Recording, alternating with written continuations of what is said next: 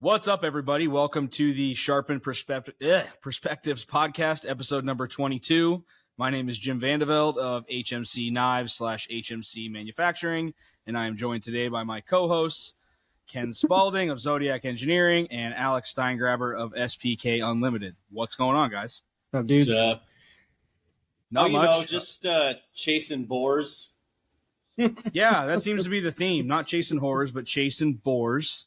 Alex has been struggling. He's been setting up his fifth axis pallet system in his machine. He received all of his aluminum stock last week, and he's been working on integrating that into his workflow. He spent umpteen amounts of money and is currently having a few small issues with some location features, continuity of locating features on the pallets that he's manufacturing. And we were actually kind of starting to talk about that a little bit before we got on air, and we decided that that might be a relevant topic to talk about because a lot of us are utilizing similar work holding, maybe made by different brands, but we are probably encountering similar issues, and inspection is something that has continuity between almost all setups. So I don't know, Alex, if you want to dive into a little bit of what the problems that you're facing are, and maybe Ken and I can spitball a little bit about what you might be able to do.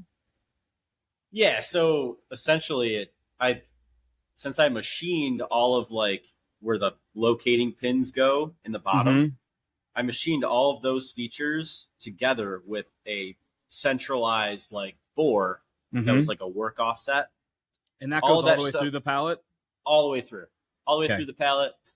All that stuff was machined together, and you machined the profile also, correct? You faced it, machined the profile, cut a center bore, machined all of your locations for your pull studs, and then flipped it over, decked it off down to thickness. And then I was going in for a chamfer, and the first chamfer worked. Everything was fine. And then I go in for the second chamfer on the next piece of material, and it's off. And I'm like, So then I just repicked up the bore, reran the chamfer, everything's fine. And then I noticed as I was picking up each thing, it was it's just off. And I don't know why. And so today I recalibrated the probe and then put on the master pallet for the fifth axis work holding, which has a 1.25 inch bore in the center. Pick that up, use that as the master, and then use the other work coordinate system to then check everything off of that. And consistently it's out in Y by 1.5 thou, and then X is fine. It's like a 3/10 or whatever. And then so when you rotate it, sorry, go ahead. No, you're good. So when you're locking down, I'm not sure how this fifth axis system works. You're locking down the pull studs. Is there a set screw that comes in from the side, or what tightens the pull stud down? Yeah, so it's a screw that goes all the way through, and then they're threaded. There's these bars that are push in, and they're threaded opposite. So when you thread one in, they both come in, and they push on that pull stud and pull it down. And then you torque it down to 30 foot-pounds or whatever. And then it holds it, and everything's fine. It's a pretty solid setup. Now, but those come in from the X sides of the base, correct? You don't have a Y, something you're pushing in from Y. No, you don't have anything pushing in from Y. They come in at the X. Okay, because I remember people had told me on the old orange Delta systems that had those what were the ZPS that had something similar, that they would have locating issues when they would tighten down the set screw, that things wouldn't be positionally accurate from one to the next within a thou or two. Is that something you remember, Ken?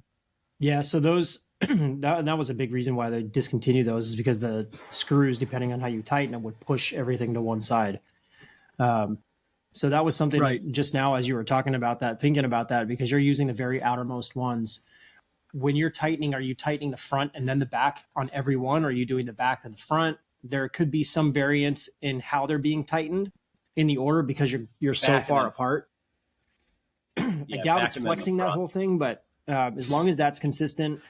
But one thing that is strange that you were saying is that you checked one. So there's a few things that I would check first. Put the master pallet back on the rock lock base and indicate it with your indicator. Set a work offset. Yeah, don't probe it. See how it repeats to itself. sweep the bore, but mark it. Mark like 12 o'clock on the top of that pallet, the master pallet. Jog your Z up without moving XY, rotate it 90 degrees and come back down. See if it's still 0. So basically confirm that that master pallet is concentric with the pull studs. That'll be able to do that by rotating all the way around. I would hope that they would machine that bore and the pull studs at the same time, which I would imagine they're doing, but who knows? That'll confirm. Oh, so there's a bore in the center of the base that you can probe to be on center of the base. So they have then you can put your pallet on and check location with the indicator. They have a little pallet. It's basically a little pallet that has pull studs in the bottom of it, and then it has a bore in it. So that's for setting up the center of your pull studs. You could theoretically, you could put that into one of the stations on the rock log base. Yeah, probe the bore, and that's the center of that station. Oh, so they like jig grind it or something.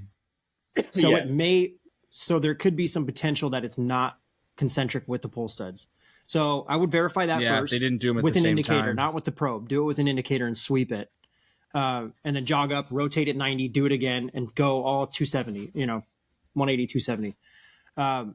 That will verify or eliminate the possibility of that master being off. And if that is off, there's your issue if it's the same amount, because you could be putting it in.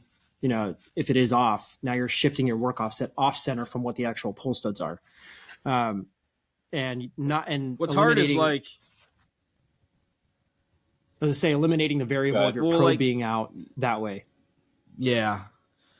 I mean, you're talking 1.5 at most in Y. What's tough is anybody that's ever tightened anything down, like getting something to shift 1,000 is like nothing. You know what I mean? I'm not really saying easy, that's not repeatable enough, but it's really easy to be off that far. And I wouldn't be surprised, depending on how those the features that you're torquing on the side, like I would think that could have some kind of an influence. I mean, are you planning on just probing a center bore location on every pallet anyways, or are you wanting to just trust that you can throw pallets on there and have them be perfect? So what's going to happen is like whatever I use as the work coordinate system, whatever I use to pick it up, I want that to be the same as what I use to machine everything. So then when I slap it on there, like you said, the ladder, like I want it to be repeatable. I don't need it. I don't need it to be like, let's be realistic. Everyone talks about like, aerospace tolerances and all this other horse shit. But like, I don't really care if it's 1,500 off because I have 20,000 stock on the outside of all of my shit. Yeah, but when you spend the amount of money that you spent on the system, it's almost you got to figure out what's wrong. Yeah. And if you're off, I want it to be repeatable to what they say it is. And if you're off 1,500, when you flip the part, you're actually off 3. If all your shit's off, if you're compounding, if you're shifted one way, once you flip it, now you're actually the other way, kind of double that. So it can get bad. The issue is that it's not repeating. So as you're swapping pallets on there, that's part of it too. So if it was just consistently off, it'd be easier to figure out what's causing it to be off. But since they're not repeating, I would basically mark everything so you know what way it's going back in every single time. So you have at least some consistency that way. Yeah, I have it. I have all the pallets marked top up. I've been putting the pull studs the same way, torquing them down the same, torque, putting them on there, torquing them down the same way, front to back. Nice. And then using the same foot-pounds for everything. And I'm just like, why is this off? And your pull studs are snug in the bores when you're tightening them? Yeah. Yeah, because I think there's supposed to be some interference fit with those pull studs. Part of me wonders, down like, into a tight bore when you tighten it. Yeah. I mean, are they all, is every pallet a snowflake? Like if you put one to the next to the next to the next, are they all off in different ways? Or are they all off the same way in X and Y? They're all trending in the same way X and Y, but they're not all off exactly the same in X and Y. But I mean, within a couple of tenths anyways? Yeah. See, I could see one other thing, just if you don't figure out what it is to mitigate it, just to make it totally usable, is just probe the center on one of the pallets when it's on there and then know that every pallet from there going forward, instead of probing the master bore, just probe the first pallet.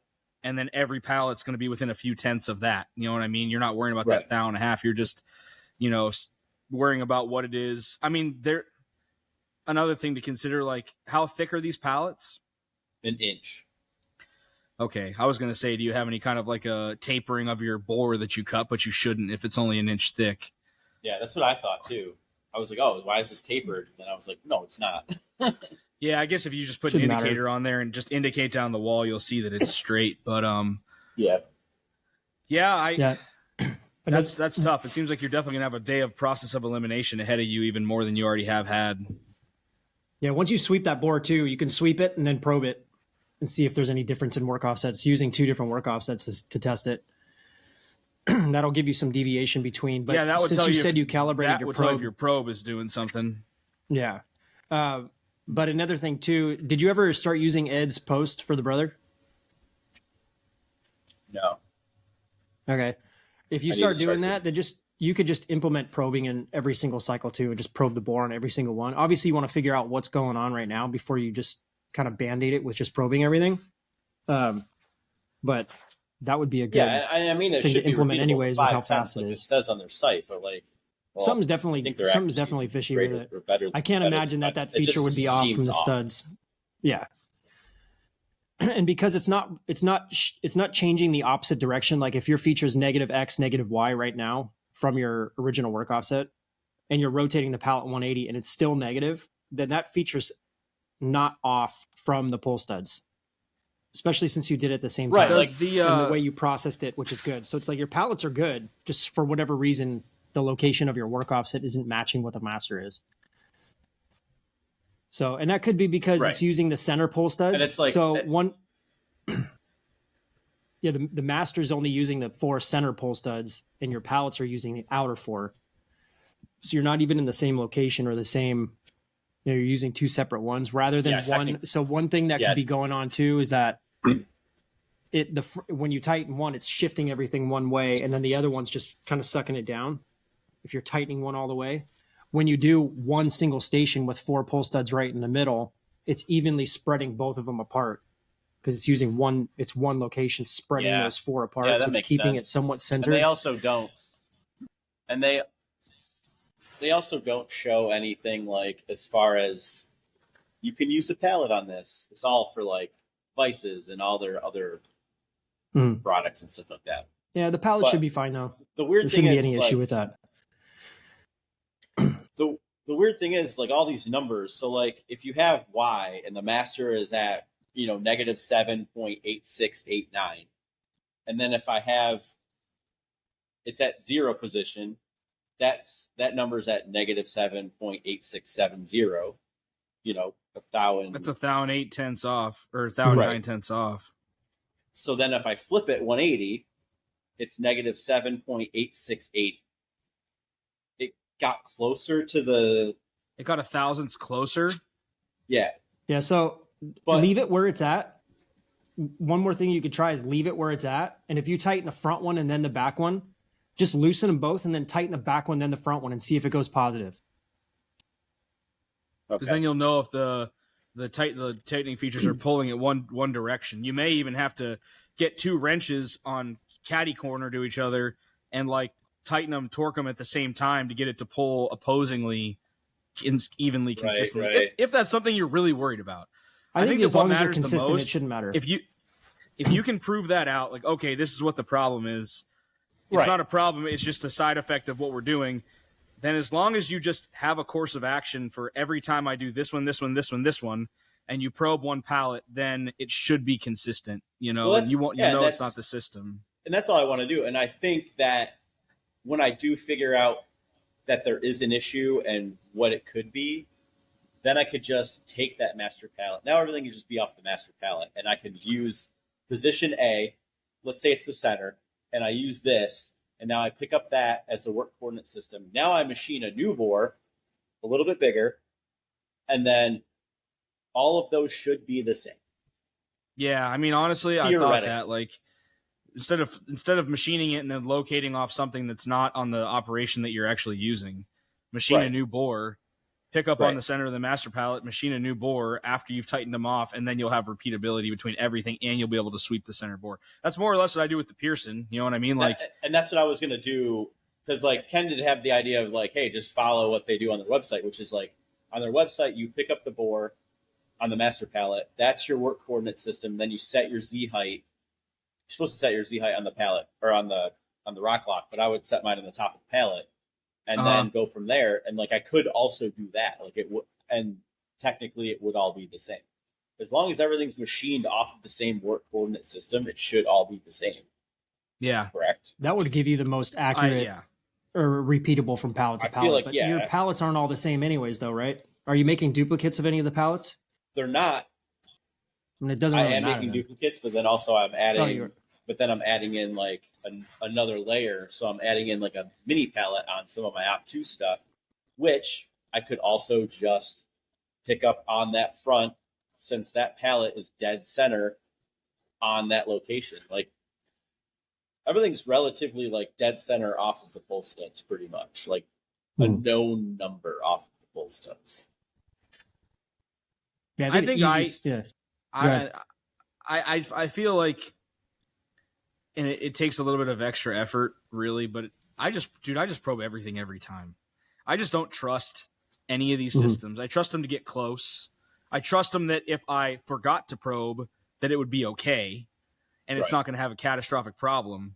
But I know there's human error in everything, and these machines, even though they're expensive, still have issues, and I just probe everything every time. And like, just for instance, with the Op1 stuff on the old features, it's like I use the Delta pallet. Everything was machined off of one bore. So then I machined all the features on the Delta pallet. Okay, now those are 100% correct. And then I actually machined the bores on the mini pallets in my vise, and then picked up off of those and then machined all the features on my pallets. But like I re-indicated each one when I machined them, and they're all within 0.3 of each other, which is like, it's just mind blowing that like they're that accurate. But then this thing, it's just like you spend, like you said, a bunch of money, and it's just like, how is it off? Yeah, I mean, it could be a fundamental flaw in like the coupler system or the pull stud system itself. Like with the orange, you're locating off of dovetails, and then you're locating off dowel pins, and like that's a interference fit. You know what I mean? Like it's just a straight fit on a straight fit. This, you're torquing on an angle. You have a mechanism that's pulling it or pushing in a certain direction. Like there's a lot of torquing things happening there that when you're using like a dowel pin or something, like you just don't have those kind of same forces at play to move things. I mean, and you're talking a thousandths, you know what I mean? You're not fucking talking, 5-10 thousandths where it's some huge deviation. It's just, it's not like minor. When you crank down on material and you can make it bow or anything like that. No, you're just, not like I'm trying to justify this because what they claim is what they claim, but did you mic all the pull studs? If the fucking pull, I don't know how this works, but do you have like an interference fit where you have a straight bore on the pull stud and then the angle is just used to lock it down?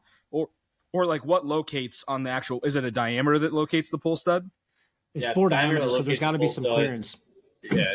Yeah, if you mic those things and there's 0.2 variance or 0.3 variance, like, there has to be probably 0.2 aside or it's going to be a fucking press fit. You know what I mean? So you add that in, you have you could have a half thousandths right there. That's a good point, because my other pallets, when I did the locating features on those, it was like a round pin, diamond pin, and you still had a clearance. So like a clearance fit, but way less with diamonds. But it was way less. Exactly. Dude, in this instance, diamonds, and it doesn't move. This doesn't have a diamond pin. It doesn't. They're all. And you're trying to stuff 4 round pins and 4 round bores, so you got to have more clearance. And honestly, right, you have to have more clearance. I'm gonna clear this up right now. I'm just gonna machine a new bore after everything's torqued down, and I'm just gonna do it the same way every time, and then we're gonna double check everything, and if they're within 0.5, we'll be happy. I think that's a good idea. I think that I've been down some rabbit holes, right? I don't want to chase this. No, and I don't. You'll drive yourself crazy. You'll drive yourself crazy. I've machined a lot of very peculiar, incredibly tight tolerance 3D features and shit in my life, and there are some things worth chasing, and there are some things not worth chasing. And it depends on how bad of a day you want to have. But what is that Alcoholics Anonymous thing? Like the thing you got to know, that things you can change, things you can't change, and the wisdom to know the difference between the two, like there's things you got to fix because it's a problem, and there's things you can just let go of. And this might be one of them. And you have to take in consideration too, that I don't know how the Lang system is set up, because everyone raves about the Lang system and it's way more money. But this system, everything's made out of aluminum except for the press fit, like, I don't know, thing that goes in. Hardened steel insert. There's a hardened steel insert in the bore, and that's it. Everything else is aluminum. Even those fins that clamp on to the pull studs, those are aluminum. They're not steel.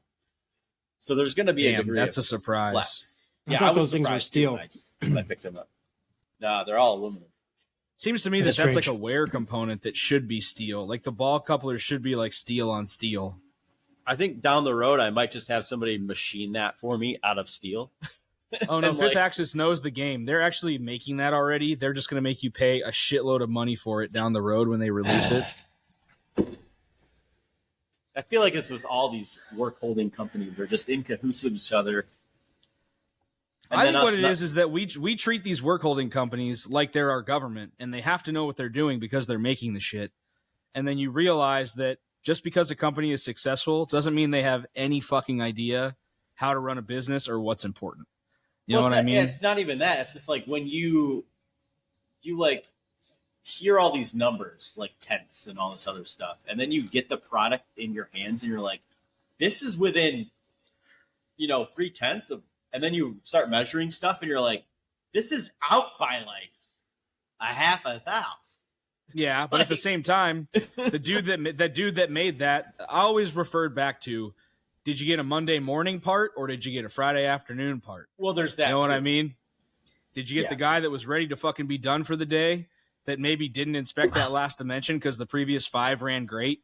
You know what I mean? And then you get stuck with that part that's a little bit out because there was a chip here or whatever there. You know what I mean? Like, that's a reality.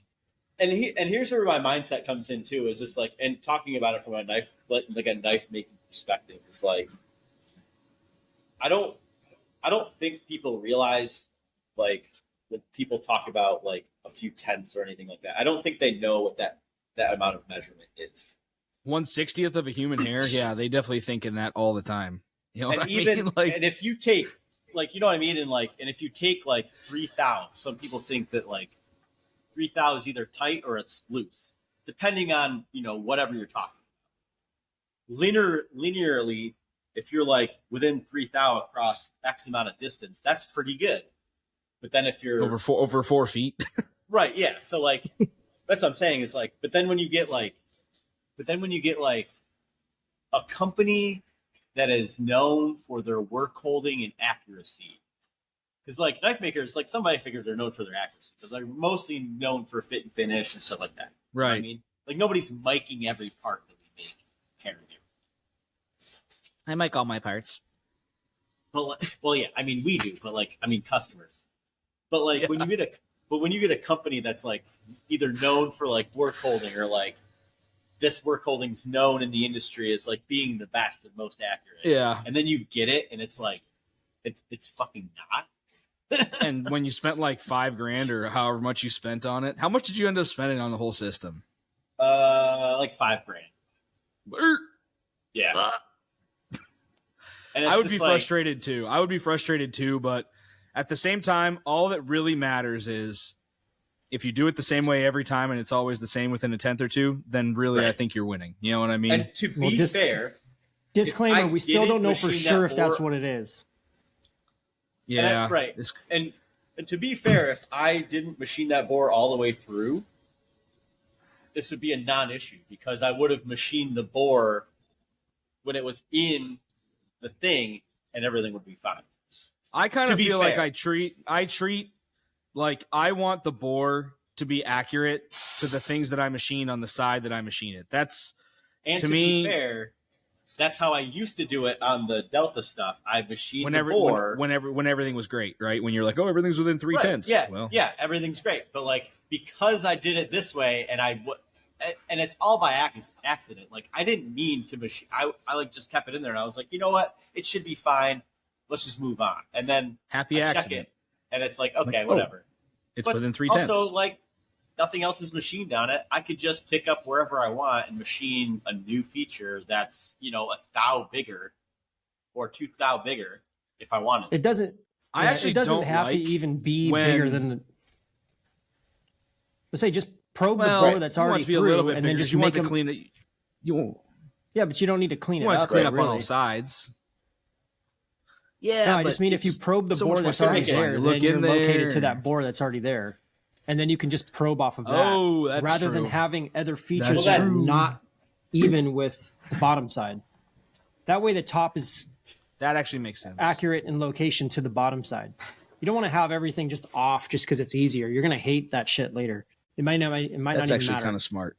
Just probe the existing bore. Just probe the existing bore and cut it. But then he doesn't have any way to. Then he doesn't have any way to check continuity between parts. Then though, I guess he could. Yeah, but if your probe's not off, but then your features are going to be on location. But if I put on a new pallet, then you have to probe the pallet. Then I have to probe it every time.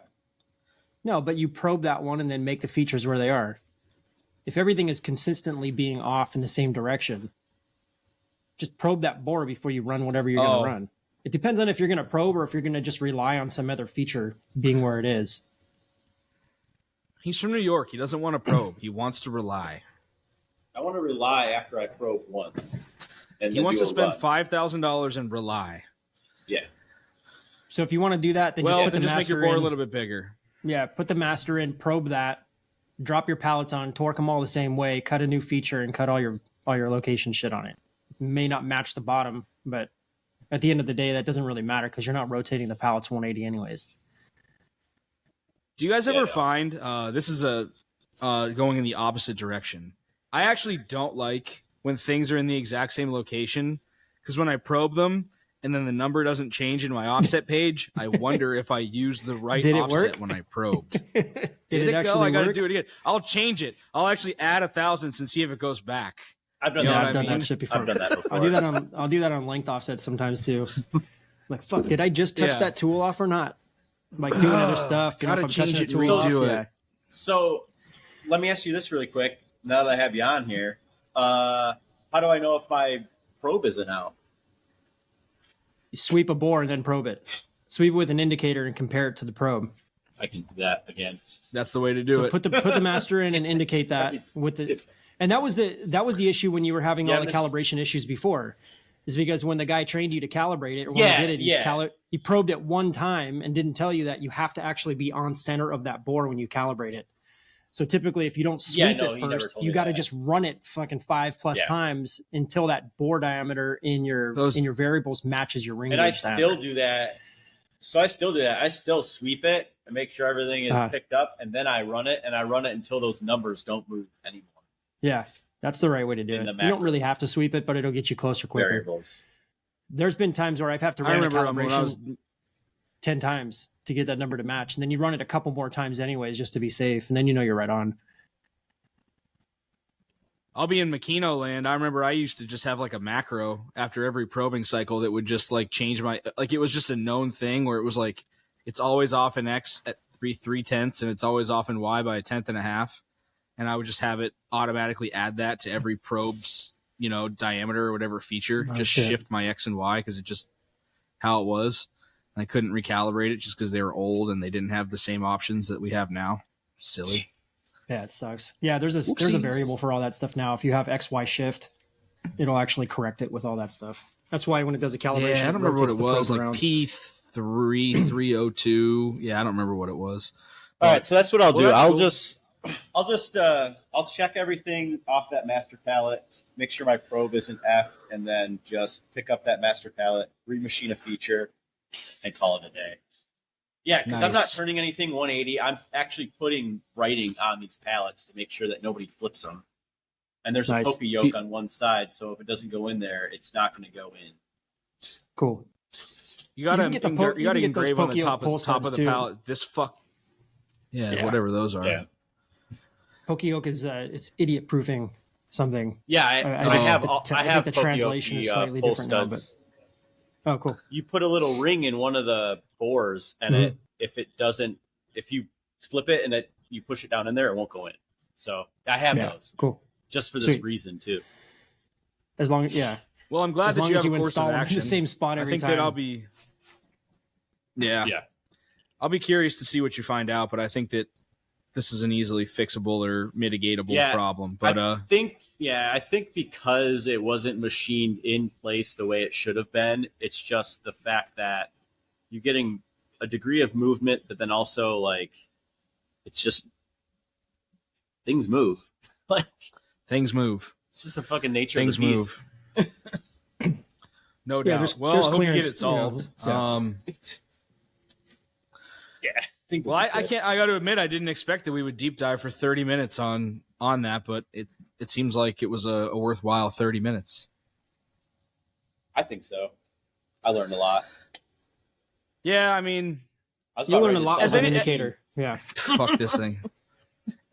I mean, the indicator doesn't lie. That's the thing, is that people will get super reliant on probes, and like as a habit, I think I told this story earlier in the podcast, but like when I would crash the machine, and Renishaw had to rebuild probes, whatever. There wasn't like a swap option at that time, and so I spent quite a few months just like indicating parts in manually in X and Y. And I ended up finding that like I had so much more consistency just indicating parts in every time that I just got in the habit. And like this, I look back on the efficiency loss of this over the years, but I just would indicate parts in, I wouldn't even probe them, because there was a lot of parts I would cut where like the stylus wasn't long enough. Like if I had like a base that had like a 6-inch tall feature on it, but the base was what I was basing center off of. And it's like, I can't probe that anyways. So I just sweep it. And like, I just got in the habit of like just indicating everything, because like you said, the indicator is a powerful tool that like doesn't really lie. And, the indicator doesn't need to be fucking calibrated. It fucking is the same every time. 0. I mean, obviously you're dealing with 0. So people that don't have an indicator mounted in a tool holder, like, it's a tool that you should have next to every machine. I know I have them next to both of mine, it's just in, and that's just something that we use. But, yeah, I don't know where I was going with that. Today is Tuesday? We're a day ahead of schedule. That's good. Yeah. Sorry, Alex, I cut you off. Continue. Oh, no, I was just saying, like, we indicate in all of our vices and stuff like that. We don't use a probe to put our vices in, and then yeah, I've seen indicate it straight, but you're still using right. You've seen people probe in a vice. Yeah, it's fucking stupid. What, probe 1-0, probe the next, see what the difference is, and tap it in and keep probing until they get the same number? Oh, dude, I've seen people do that with it. I've seen people do that with a fucking edge finder too. Like, dude, just put an indicator in your fucking machine. I don't in know a how shop to use long enough, you see some weird shit, you man. see some shit, dude. I don't know why my vice is out. This is a question I had. I forgot to bring this up.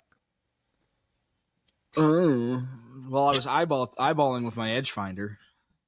Hey, what do you guys think about this? I have Carver and Brian Brown are coming up on February 5th for like 5 days. How would you guys feel about doing like a podcast with another body or two in the mix that day? Yeah, it's cool with me. Let's do it. I'm in for sure. What do you have any idea? Like, if I wanted to have, like, if I say I was going to buy that other microphone, what was the one we were looking at? The Rode Podcaster USB? Is that the one we were looking at? Yeah, it's a pod mic USB or whatever. If I I thought about snagging. It's like $200 though. It's more expensive than the one you have. But whatever. We were using this every week, and like I've been doing a lot more video conferencing and stuff for like the partnership stuff that I have going on, and so it's just it's been cool. But do I need get something for particular? You, right? Can I plug two? Yeah, it'll be for me. But can I plug two mics in and use two sources, or do I have to have like one of those little boards like that have multiple microphone inputs? So you can use like a Rodecaster, but I don't know if you can do multiple USB inputs into that. That's typically if you wanted to do like an XLR mic, which none of these are. Okay. So then you need that interface to plug multiple XLR mics into it. How much is the Rodecaster? So ideally, depending on what phone you have too. Yeah, they have that one, but it's not going to work with a USB mic. I don't think it'll work with two. I think they just implemented use for one. If you have one USB mic, then it'll actually run through that properly. But I don't know if there's two plugs for it. That's kind of what I was thinking, though. If I was going to buy the Rodecaster and I bought the XLR version of the Podcaster instead of the USB version, it's a little cheaper. Yeah, it's like half the price. I could just put the XLR version into the Rodecaster, and then this USB one we could use for this, but also it could be the one that we send around to people when we want to start having guests and stuff. Or I don't know if the one Alex has is better than this one or not, but I could send this one to Alex and we could use Alex's for, guests and shit or whatever too. So yeah, either way, plugging multiple mics into one computer is going to be tough. That's why you would run them through like a caster, like the Rodecaster or something, because then that plugs in and then that does all of its own. All right. Thing like that. Or if depending on what phones they have, they can plug a USB mic right into those too. So you can do Riverside app, or just log into Riverside, and then you can plug if you have like an iPhone 15 or any of the ones with a USB-C, or you can just plug. You might be able to even just do a USB-C to Lightning and plug it straight into an older iPhone too. That way, I would just recommend that they're not. I just thought it'd be pretty pertinent. You're going to get echo. Yeah, just have them sit somewhere else in the shop or something. How Throw far them in the away? grinding room. Okay. Whatever. I mean, you'll get some echo if they're talking and you hear it through both mics, but maybe have one of them go in the grinding room or something. I just think it would be pertinent to have on just because the whole point of them coming up is Brian Brown getting some CNC exposure and, Carver kind of helping him with that and also prototyping a new model up here. So it just seemed like, for what we're trying to do here, which is release content related to CNC and knife making, that having a person that's kind of new to that would be a fun person to talk to about it after they spend a few days up here. Yeah, you could just have them sit on your lap too. Yep. And just share the mic. I mean, that would be the most fun for me, but I can't make. He would probably block the camera, and then you wouldn't be able to see me. That's a problem. Yeah. I like to be seen. But cool. So that'll be cool. We can explore that. I'll talk to him and see if they're even interested. I haven't really run that by them, but I honestly would like to have a setup for multiple people in here anyways, just because, whether Santiago or other people around, seems like I pretty frequently have people kind of coming through the shop. And so to be able to record with them in person would be pretty rad too. Yeah, it'd be cool. Yeah. Or if you just have a laptop or something too, they can just go in the laptop. Or I don't know what it would take. Oh, I do have my shipping laptops right over there. We can just use it on there. Just have them sit at the shipping station. Yeah. Yeah, great idea. Just That's throw the only mic 10 over feet there. away, but there's a buffer. Well, then this mic faces me here, but they would be behind, so that really wouldn't be any interference. It will help. It'll help for sure. That'll be cool. What does it take to do mobile podcasting? You just do it on your phone. So you can plug your mic right into your phone, and then you could do it mobile. Or if you wanted to do, Rode has the new wireless mics too. Yeah, wireless mics. And then I'm just thinking about that one works. Those are working this really is well obviously too. down the road, but whether we're all at Makers or we're all at CCKS or whatever, I think being able to do some in-person podcasts would be pretty sweet also. So. Oh yeah, for sure. Very cool. Yeah, you can do them on your phone, or you can. Well, what are you guys up to this week? Yeah, I guess I got to be honest, man. I've flown with my laptop a couple of times. That's such a pain in the ass. You can't put it in your checked bag because of the battery. You got to take it out. Yeah, you got to take it out, and it takes up a shitload of. And then for me, this is not everybody, but I'm traveling with my CPAP, so I have my CPAP stuffed into my fucking backpack, and then I have my fucking laptop in there too, and it's just getting shit out. It's just a pain, and I'm just this sucks. I don't want to do this anymore. And so if we had another option, that'd be sweet. But pack it in a nice Pelican. Put a gun in I'm sure this is, and then check that shit. I'm working out a deal with Andy. I want to get the Pelican Air, the big one. 2, the last time I checked a firearm when I flew to California, they just threw it in with the regular luggage. They didn't even. I just got it off the carousel. No, they fucked up then. And the lady was like, "Oh, hey, I saw this, and I assumed it was a firearm, so I pulled it because I didn't want anybody to steal it." And I'm like, "Yeah, doesn't that defeat the purpose of me going through all the bullshit to declare the firearm in the first place?" Over there at the TSA. When I flew to Makers, it was the best experience I had, dude. I threw that Glock 17 in that Pelican case, and you walk right up the front, you check it, they take it, and they hand deliver it right back to the office at the end. You go right to the office; it's already there when you're off the plane. And you just show them your ID and you take your bag. That's sweet. You don't have to wait for anything. I had do you all the actually knives. Carry? Do you actually carry the 17? No, I need to get a holster for it. I think once I get a holster, then okay. I was going to say start carrying it. But how could you even sit down with that thing? You know what I mean? Like I thought about like carrying an appendix with the red dot and with your light and like just the big full frame 17 and an extra mag. I'm like, that's like body armor for your stomach. Like it goes up to the bottom of your chest. Fucking wild. Yeah, I don't know. Actually, after this, I was mentioning in the chat yesterday, I just picked up an X macro. I got to go transfer it to my name. So that's where I'm headed to next. But I'm excited to play around with something a little bit larger. How they fit 17 round capacity into that smaller frame pistol doesn't make any sense to me. Yeah, this thing is big, but especially with an X300 on it. Jesus. So it's pretty big. And then you throw a spare mag in there. I can't believe that thing's pretty virgin, man. Yeah. Wow. So it's cool though. Anyways, what are you guys up to this week? We didn't really talk about that. We talked about our stuff. We didn't. We had a very uninteresting, brief conversation about microphones. But I'm running transient stuff. I cut out a bunch of composites, and I'm cleaning the machine out from that. We have some stuff going Friday. I'm working on Mac projects, but pretty status quo over here. I don't have anything like new and exciting that I'm really other than the fact that I'm like starting to pull together plans for the shop expansion for the spring, but that doesn't have anything to do with weekly workflow. What are you guys working on? You're still working on blades or where are you at with your stuff? Yeah. So I finished all the facing on everything. That actually worked out pretty well. Towards the end, I got a really good recipe for doing it. Right now I'm at like 400 surface feet with a 1/2 inch end mill bull nose, feeding at 100 thou or 100 inches a minute. And then I'm taking 5 thou axial step downs with a 50 thou climb radial. So before, when I first started doing it, I was just full depth, zigzagging back and forth with a facing path, and it would work for a few pieces and then it would break the tool down.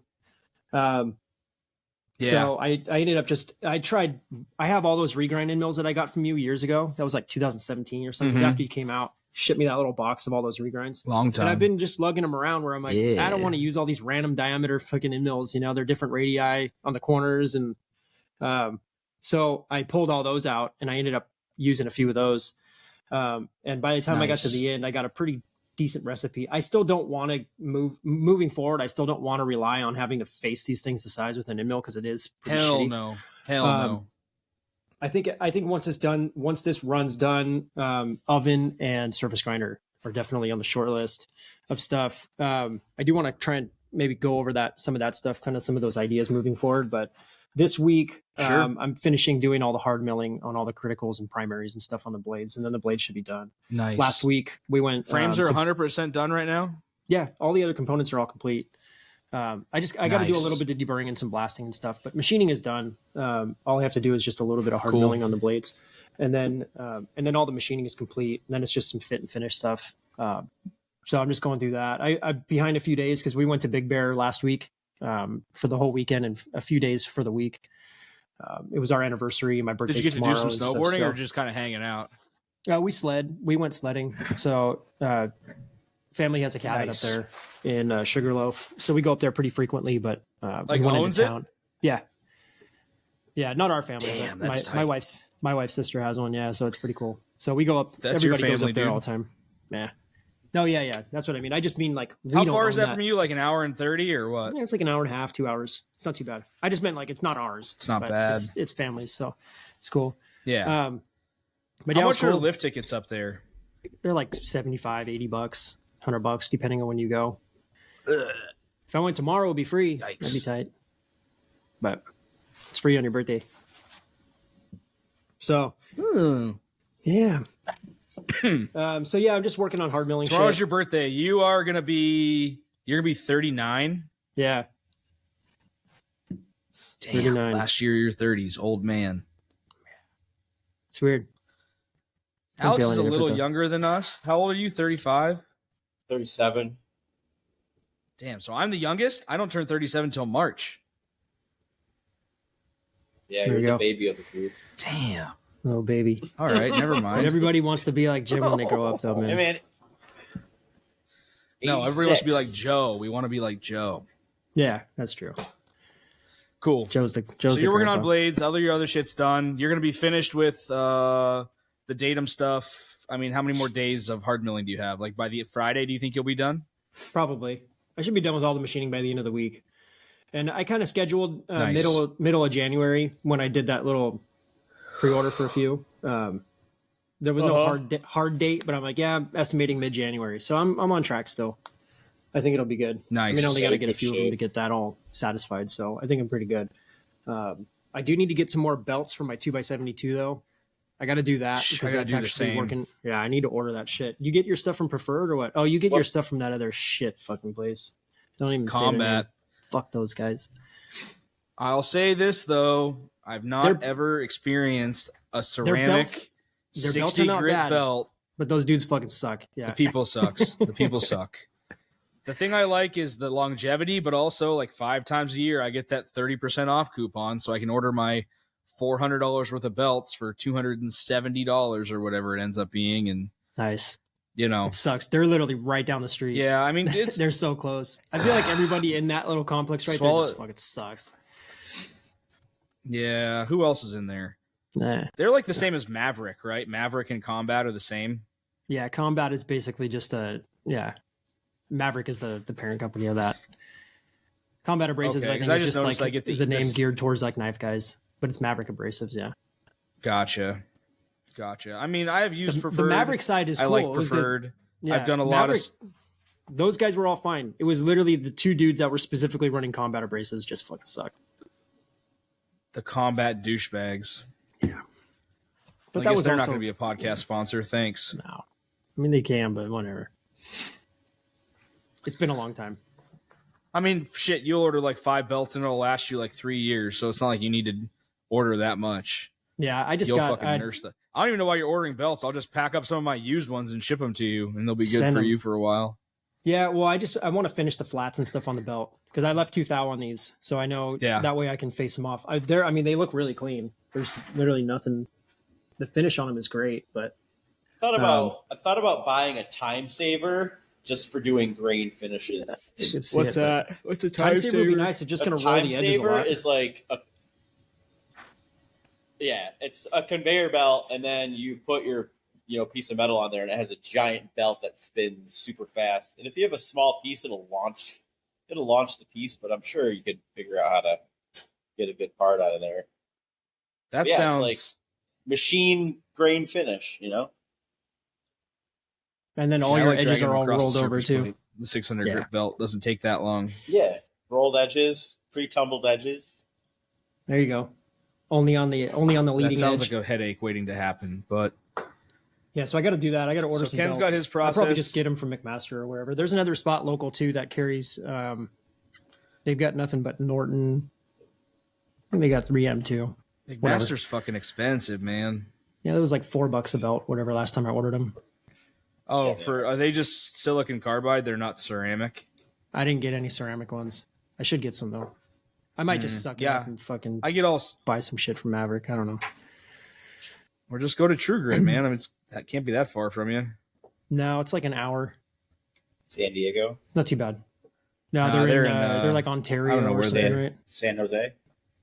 Oh. No, they're close. Canada? They're in the Inland Empire. Yeah, they're in Mexico. So yeah, True Grit's cool. Ontario, Mexico. Yeah, I remember the one time I went in there when I came out. This dude just had like tons of cages of like litters and shit, these birds, lizards and shit, and fucking birds. There's like a zoo in there. It's like he's like, yeah, come on out of the zoo into the back, and you can pick your abrasives out back here. I got everything back here. Like, oh, okay, but strange. So you're finishing up datums over the course of the next week. Alex is locked in. He's gridlocked into his work holding. And then where do you stand? I don't remember where you left off. You were showing us some pictures of blades that were heat treated that had some warping issues that you were mitigating. And I don't know where else you were at on the next batch of knives you were working on. Who, me? Yeah. Oh, no. So, yeah, I was just doing this work holding thing on the weekend and then just got caught up into it. I'm actually soft machining blades right now. And then once those are done, they're going to go into heat treat, and then I'm going to start on the op ones. That's why I want to get this work holding done, so I can like slap those on other, the other fixture on there and get that done. Nice. Sounds like what are you timing? You're not working on a pre-order right now, right? You're just prepping parts for your next pre-order. Yeah, I'm just prepping parts. People asked me when the next drop or whatever was going to be. I said the end of the month, but I just want to get all my stuff dialed. Once I get everything dialed in, like I can crank out stuff. That's the main thing. That's really the nice thing about having the flexibility that you have is like if you're doing 5 drops a year, if you just displace one by a few weeks so that your work holding and your process is 100% dialed, you'll make that up over the course of the other 4. So I always feel like January is a great month for like redefining like the shape that your year is going to take, if that makes sense, right? Like, it's pretty cliche to be like, oh yeah, it's new year, blah, blah, blah. But like, it is kind of like a season of change, you know? And like, that's why I kind of lined up starting the transient drops more regularly towards the end of December, because I kind of want to use the entire year as a sample size. You know what I mean? It was just a natural, like restart date where it's like, okay, we're going to change how we're doing things. And now we have 1 year to see how it does. Like, yeah, you can do that May to May or June to June, but like something about January to December is just like, it just feels right. So I think you should definitely take all the time you need to be dialed, and the year will flourish because of that time spent. Yeah. I think I may end up, after I figure out all these issues and stuff, I may end up just like pushing over one of the one of the 5th axis work holding, and then adding the second one on, and then keeping my vise on there, because I still need to use my vise to like grind blades and stuff like that, or machine blades. So I'm just going to keep all of that, but like I could still utilize, those things, and they're easy enough to pull off and like move around at this point. Like, that's pretty dope that you have enough travel to run 2 pallets and a full size vise. That's pretty rad. Well, that's why I wanted these 5th axis ones, because like the base is like the wide area where the top is like the skinny area, but like on the Delta stuff, it's all one giant, and it's like it just takes up too much room. Absolutely. I'll be wanting to see a picture of your setup when you have everything in there and dialed. I always get like, I'll pop a major work holding Woody to like a completely like loaded table. You know what I mean? Yeah, that's the goal, is just to have that thing loaded, and then if I could fit a 3rd one on there, I'm going to, and then just like I'll just crank out as much stuff as I can. That's how you know you're a total machining dork, when like that shit kind of gets you all fucking stoked. You know what I mean? Like looking clean, dialed, everything's money. You can do it. That's the thing. Like I'll tell these guys, be amped. Yeah, dude, and like I'll tell the guys that are getting new machines, like buy the biggest work envelope you can. It's like, yeah, but I just need this 1 pallet, and I'm like, there's going to come a time where you want flexibility. And the idea of spending an hour to like pull shit out and put shit on and reset that up, I fucking hate that. You know, I want my table to have everything on it that I need to do at any one time, and I can just swap between everything. Yeah. You know, and so like, yeah, but just the mini mill, like, yeah, you're gonna want more than 12 inches or whatever it is. It's 14 inches in X, I promise you. Yeah. Yeah. It's gonna get old quick turning, the Pearson pallet on one way, and then like only being able to like run that one thing, and then like pull it off, and we're mounting a full size vise sideways. Yoni does it. Yeah, like Yoni had, or Paulo had Yoni doing, where he had the mini pallet system with like a full size 17.5-inch orange on top of a 10-inch mini Pearson mini pallet. Like that's kind of sketchy. Oh, and by the way, you only have like 14 inches in Z. There's all of it. You need to get a 0 gauge length tool holder, and your tools all have to be stub tools so you don't fucking run into shit. Oh, man. Fuck that. Anyways. Yeah. Well, cool. This was a pretty speedy one. I actually have a little bit of a hard out here. It was supposed to be at 12, but we're a little bit over. But yeah, it's just good to see your guys' smiling faces. I wanted to hear more. Admittedly, this is full disclosure. I didn't read anything Alex texted yesterday. I was like in the zone out here working. You heard it all today. And I was like, I want to chime in on this, but I was like, we'll go over it tomorrow. Like, it's going to I'll give him some time to digest his problems. Cause I always find that like when I have a problem, I'm really bad about talking about it in the midst of it. But then when I leave and I can think about it all night and not sleep, then the next day I'm like way more in a position to like discuss whatever the issue is with some more clarity. So it seems like you came in today with a little bit of a better idea of what you needed to do. Yeah, and it was just like a process of elimination thing. I knew I wasn't completely effed, because like I didn't machine any features on it technically, right? And it just has that one feature that also could just be machined over. Who cares? Yeah. Like, but I just wanted to make frustrating. Sure. Yeah, I just wanted to make sure because like Ken said, it should be all the same all the way through. Like I'm sure if we slapped it on a CMM, which I got quotes. Yeah, I don't think your pallets are off. I think something's just moving when you're tightening it. Yeah. Yeah, I think it's got to be a flexure of some sort. But I'm gonna do a process of elimination and make sure that it's not the probe, even though I just recalibrated it. But I want to make sure it's not the probe. Like you said, sweep the hole and probe it, and if there's a difference, you know that there's a problem with the probe that needs adjusted. Yeah. Right. This is, to be fair too, though, this is the first time that I've seen anybody make a pallet that uses the outside pull studs, like two separate clamping systems rather than like one in the center where everything's just overhanging. So there could be some issue with that, you know, like pulling back or pulling forward or whatever, depending on what order you tightening. So not that there's really anything wrong with it, but that could be shifting it, forward and back. What I could do. So you know what I could do then is put the indicator on the radius of the bore. Put it on the face and tighten it. Yeah. You'll see and it then tighten them down. You see it move. You see it move. Mm-hmm. And then it for would sure. answer my question. That's a great idea. Yeah, just especially put it on Y positive or moving. X positive, whichever way it's out. If your X is solid or within a couple of tenths and Y is moving one direction, yeah, just put it on whatever direction it's not moving and see if it pulls into the indicator. And I would venture to guess that you probably will, at the very least, see something. It might not be all of what you're seeing, but I bet you're going to have a 0.5 change. Yeah, one thing you could do too is probe the bore with, like, if you tighten. Yeah, if you tighten the front and then you tighten the back. Yeah, we got to get off this podcast so I can go indicate my hole. Yeah, do that. Yeah. Tighten the front and then the back you're normally doing, and then do the back then the front, and it should shift the other way if that's the issue. Yeah. Cool. Yeah, that makes sense. Because I wrote down all the stuff, and it's like, yeah, like they're if you look at all of those, they're within a few tenths of each other. Like all of those numbers are within a few tenths of each other. So it makes sense that is not moving. And if you look at the X, they're all within a few tenths of each other. So cool. I think you got a good plan. Cool. Sweet. Get back to it. Well, I actually we'll close it on this if you guys are cool. I've been purchasing a lot of new small things for the shop lately, just as like the weekly drops have been kind of going well and realizing some holes that I can improve on around here. And so I think it would be cool. I think we're kind of all in that situation in some sense anyways, but every week to kind of talk about either something that we picked up or one thing that we thought might improve our shop flow or quality, just to kind of like continue to like motivate each other to find like process improvements, I'm just kind of trying to think of like cool little tidbits we can do on a regular basis that just, that might be something people come to get excited about hearing about, or stuff that like, keeps our juices flowing and stuff. Like I've spent a lot of time rearranging the shop in the last 2 weeks and dedicating work cells. And like, this place is completely different than it was like 2 or 3 weeks ago with like more change on the way.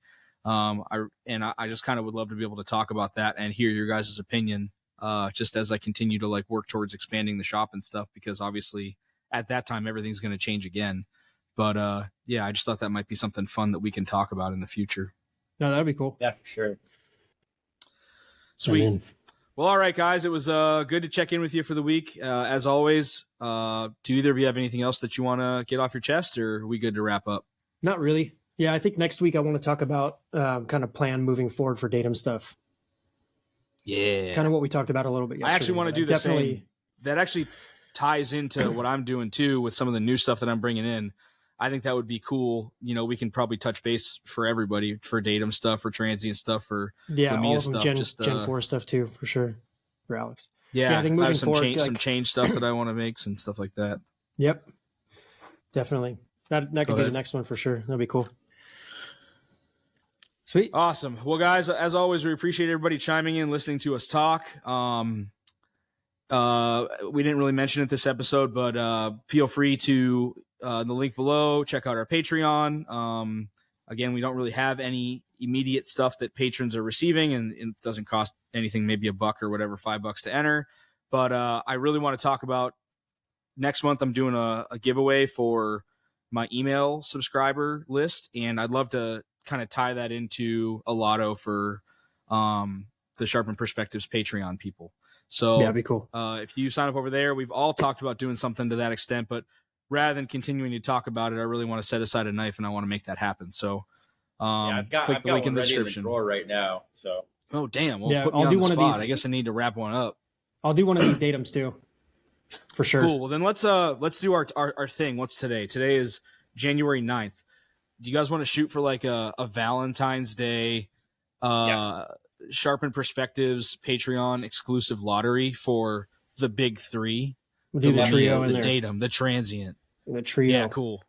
I think that's enough time. Give Ken a chance to wrap up, and that'll be cool. I think that'll be a cool way to do it. Well, sweet. You guys heard it here first. Middle of February, there'll be a lottery for our stuff. Hope you guys all have a great week, and I'll plan on catching up with you next week. Take care. Later, dude. See ya.